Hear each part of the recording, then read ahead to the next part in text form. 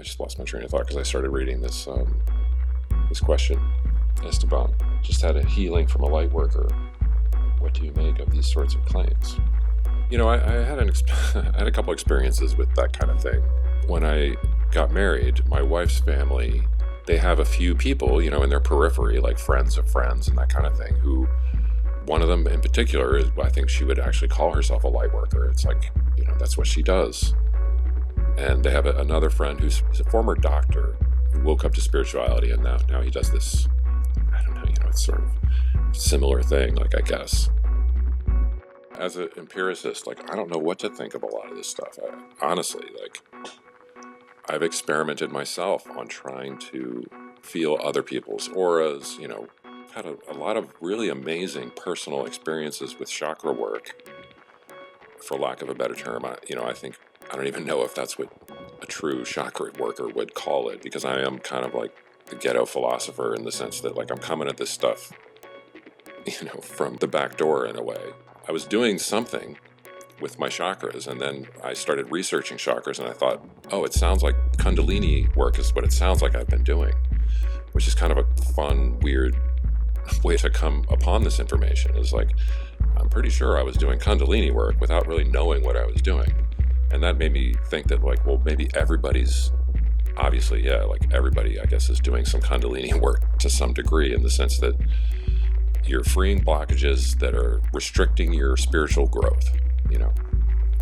And yeah, like, can other people manipulate your light energy fields? Like, probably, man. I don't see why not. I believe that we can enter each other's dreams. I believe that psychic abilities are probably real through the throat chakra or the Akashic records, whatever you want to call it. That's the thing, is like, I don't know how I feel about it, but I'm again, cautiously optimistic that these things are probably real. My question is always, like, the problem always becomes, whether it's a tarot card reader or a light worker, you're at the mercy of that individual's skill level and understanding and the depth of it. Just like with a doctor or a teacher or anyone that you're going to deal with, we're always at the mercy of, you know, taking that risk of, maybe this person's a fraud, maybe they are just grifting or whatever, and maybe there are real people out there that are psychics that could help, you know. These are all really great questions, but I don't know, you know. I wish I did. But yeah, that's my take. Cautious optimism. You know, keep your eyes peeled for, because people can manipulate in such devious ways that it's shocking. Light workers, I guess, have been around forever, but that's a term that's kind of come out of the modern New Age stuff. But the placebo effect, I talked about this before, you know. I had this, again, it was like, okay, so what else was I wrong about? And I learned later that a lot of people, when they have these spiritual experiences, they will go back to something that they were interested in their childhood or when they were young adults, and they'll sort of rediscover that thing. And without even realizing, I did that exact thing, you know. I started frequenting this bookstore near my house that I had gone to when I was a teenager that I really loved, and they sold rocks and crystals, and I really, for whatever reason, and I could go on about that for a while, is like, always loved rocks. It's a weird little thing. I got into buying all these stones, well polished, these little beautiful gems, you know. And I'd have like a lapis lazuli and like maybe a regular quartz crystal, and I'd meditate with them. And I'd try to do these experiments where I was trying to understand, like, does this stuff work? Is this stuff real or not? And I did all these experiments, and I started to think, yeah, man, this stuff's real. This is wild. I did feel like the meditation experience I had, or the feelings that I would get in my body, or the things that I was trying to do with my emotional body or with my mind, would be different with these different stones. So I put a lot of weight on it, and then a few months into that process, I tried doing that same experiment without the stones.